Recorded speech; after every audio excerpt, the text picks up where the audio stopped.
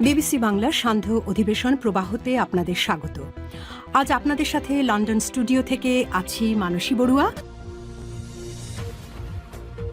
বাংলাদেশের সর্বশেষ গুরুত্বপূর্ণ আপডেট সংবাদে আপনাকে স্বাগত। শুরুতেই সংবাদ শিরোনাম, পরে বিস্তারিত।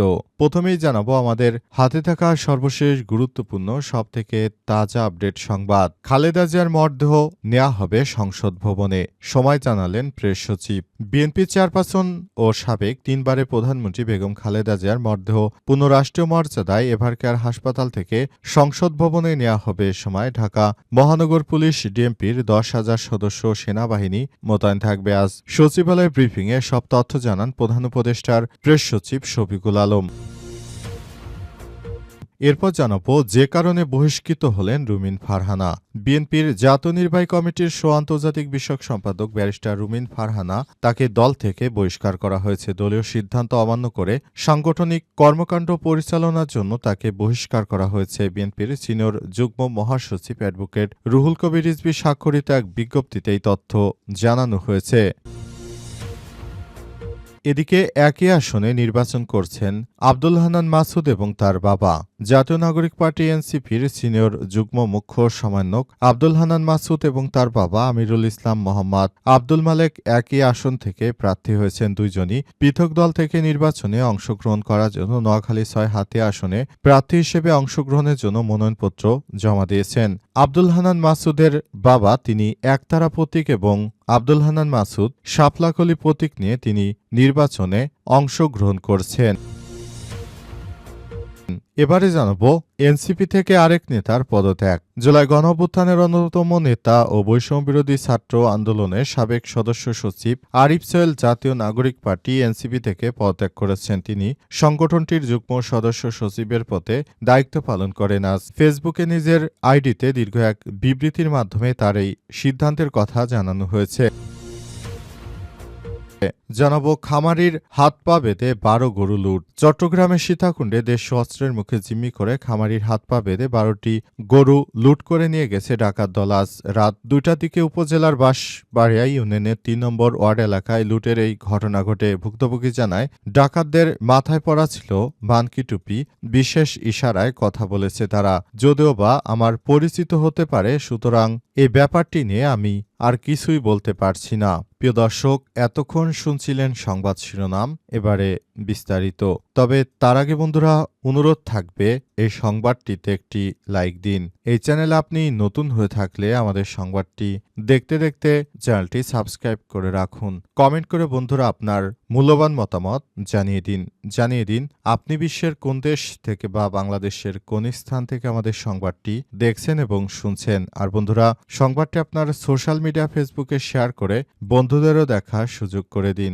গাজা যুদ্ধে আপনি যদি নিরীহ ফিলিস্তিনিদের ভালোবেসে থাকেন, কমেন্টে ইয়েস লিখে বিশ্ববাসীকে জানিয়ে দিন। এবারে বিস্তারিত।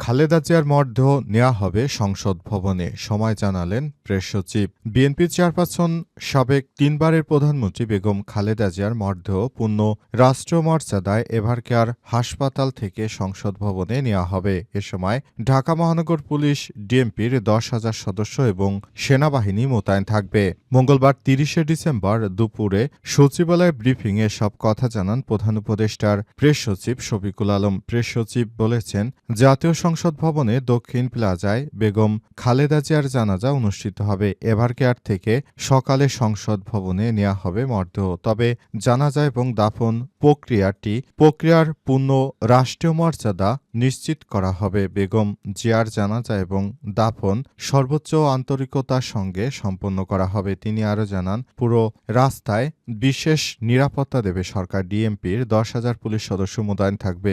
এছাড়াও সেনা সদস্যরাও মোতায়েন থাকবে। বিএনপিকে যে কোনো প্রকার সহযোগিতা করা হবে বলে সরকারের পক্ষ থেকে নিশ্চিত করা হয়েছে। প্রেস সচিব আরও জানান, খালেদা জিয়ার জানাজা বেসরকারি গণমাধ্যমগুলো কভার করতে পারবে এবং তারা সরাসরি সেটি লাইভ প্রচার বা লাইভ টেলিকাস্ট করতে পারবে বলে সরকারের পক্ষ থেকে কোনো বাধা দেওয়া হবে না বলে জানানো হয়েছে।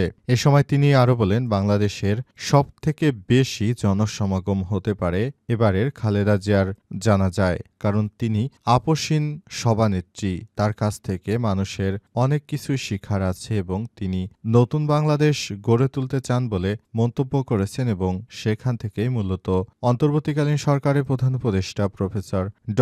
মোহাম্মদ ইউনূস এমন সিদ্ধান্ত গ্রহণ করেছে খালেদা জিয়ার জন্য।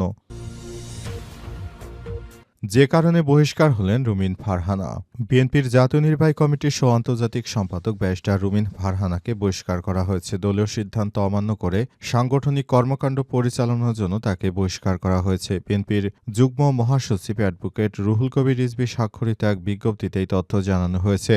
বিজ্ঞপ্তিতে বলা হয়েছে, বিএনপির প্রাথমিক সদস্যসহ সব পর্যায়ের পদ থেকে ব্যারিস্টার রুমিন ফারহানাকে বহিষ্কার করা হয়েছে। আসন্ন জাতীয় সংসদ নির্বাচনে ব্রাহ্মণবাড়িয়া ২ সরাইল ও আশুগঞ্জ আসনটি শরিক দল জমিয়তে উলামায়ে ইসলামকে ছেড়ে দিয়েছে বিএনপি। এ আসনে বিএনপির নেতৃত্বাধীন জোটের মনোনয়ন পেয়েছেন জমিয়তে সহ-সভাপতি মাওলানা জোনায়েদ আল হাবিব। এ আসনে বিএনপির মনোনয়ন প্রত্যাশী ছিলেন সংরক্ষিত আসনে সাবেক সংসদ সদস্য দলটির আন্তর্জাতিক বিষয়ক সম্পাদক ব্যারিস্টার রুমিন ফারহানা। তবে মনোনয়ন না পেলেও তিনি স্বতন্ত্র প্রার্থী হিসেবে নির্বাচনে প্রতিদ্বন্দ্বিতা করার ঘোষণা দিয়েছেন। এর আগে রুমিন ফারহানা স্বতন্ত্র প্রার্থী হিসেবে নির্বাচন করার ঘোষণা দেন এবং তিনি বলেন, দল যে সিদ্ধান্তই নেক না কেন আই ডোন্ট কেয়ার, আমি নির্বাচন করব।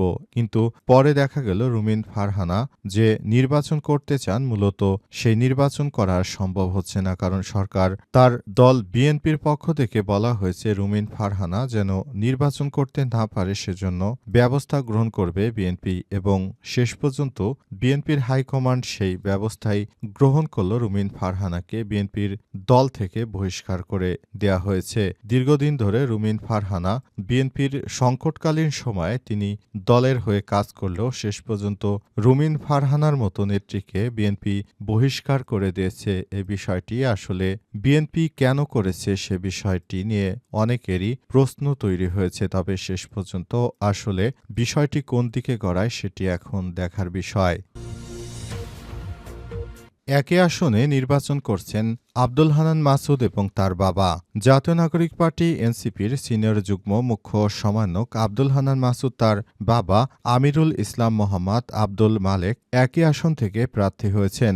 দুইজনই পৃথক দল থেকে নির্বাচন করবেন। নোয়াখালী ৬ হাতিয়া আসনে প্রার্থী হিসেবে অংশগ্রহণের জন্য মনোনয়নপত্র জমা দিয়েছেন। সোমবার ২৯শে ডিসেম্বর সন্ধ্যায় জেলা রিটার্নিং কর্মকর্তা ও জেলা প্রশাসক মোহাম্মদ শফিকুল ইসলামের কাছে আনুষ্ঠানিকভাবে মনোনয়নপত্র দাখিল করেন বাবা এবং ছেলে উভয়। এর মধ্যে আব্দুল হান্নান মাসুদ শাপলাকলি প্রতীক এবং তার বাবা আমিরুল ইসলাম মোহাম্মদ আব্দুল মালেক বাংলাদেশ সুপ্রিম পার্টির বিএসপির হয়ে একতারা প্রতীক নিয়ে নির্বাচনের মাঠে নেমেছে।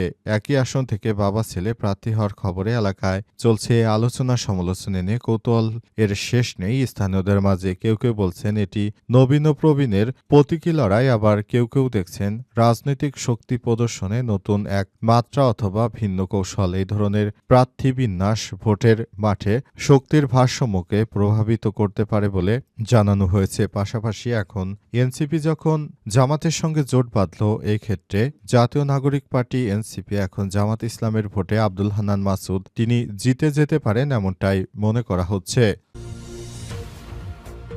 এনসিপি থেকে আরেক নেতার পদত্যাগ। জুলাই গণঅভ্যুত্থানের অন্যতম নেতা এবং বৈষম্যবিরোধী ছাত্র আন্দোলনের সাবেক সদস্য সচিব আরিফ সোহেল জাতীয় নাগরিক পার্টি এনসিপি থেকে পদত্যাগ করেছেন। তিনি সংগঠনটির যুগ্ম সদস্য সচিবের পদে দায়িত্ব পালন করছেন। মঙ্গলবার ৩০শে ডিসেম্বর ফেসবুকে নিজের আইডিতে দীর্ঘ এক বিবৃতির মাধ্যমে এই সিদ্ধান্তের কথা জানান তিনি। বিবৃতিতে আরিফ সোহেল বলেছেন, এনসিপি বর্তমান রাজনৈতিক গতিপথ নিয়ে প্রশ্ন তুলেছে এবং গণমানুষের প্রকৃত গণতান্ত্রিক অধিকার আদায়ের লড়াই চালিয়ে যেতে প্রথাগত রাজনীতির বাইরে গিয়ে পুনরায় জনগণের কাতারে দাঁড়াতে অঙ্গীকার ব্যক্ত করেছে। আরিফ জানান, তিনি এনসিপি নেতাদের ইতিমধ্যেই মৌখিকভাবে পদত্যাগের কথা জানিয়েছেন। কিছুক্ষণের মধ্যে পদত্যাগপত্র জমা দেবেন। বিবৃতিতে আরিফ সোহেল বলেন, ৫ই আগস্টে একটি পূর্ণাঙ্গ সশস্ত্র গণতান্ত্রিক বিপ্লবের ক্ষেত্রে তৈরি হলেও আমলাতান্ত্রিক ও বৈদেশিক শক্তির ষড়যন্ত্রের পরিস্থিতি নেগোসিয়েশন বা সেটেলমেন্ট বা আপোষ রফার দিকে গড়ায়। পদত্যাগের প্রধান কারণ হিসেবে আরিফ সোহেল এনসিপির বর্তমান অবস্থানকে দায়ী করে তিনি বলেন, জুলাইয়ের রক্তক্ষয়ী সংঘর্ষে উদর থেকে প্রসব হওয়া নতুন গণরাজনীতির তৃতীয় শক্তিকে জাতীয় নাগরিক কমিটির বাস্তবতায় সংগঠিত করা সম্ভব হয়নি। তিনি আরও বলেন, জুলাই গণঅভ্যুত্থানের ফলে যে রাজনৈতিক জনগোষ্ঠী তৈরি হয়েছিল তাদের প্রাতিষ্ঠানিক রূপ দিতে এনসিপি ব্যর্থ হয়েছে। এর ফলে বিভাজন আবার ফিরে এসেছে এবং ফ্যাসিবাদের দোসর রাষ্ট্রকে পুনরায় গণবিরোধী করার সুযোগ পাচ্ছে। পুরনো ধারার দলগুলো কঠোর সমালোচনা করে আরিফ সোহেল বলেছেন, প্রথাগত রাজনৈতিক দলগুলোর কাছে ক্ষমতার কুর্সিটাই প্রধান, সুতরাং এদের কাছ থেকে সরে যায় সবথেকে ভালো হয়, তাই আমি সরে যেতে বাধ্য হয়েছি।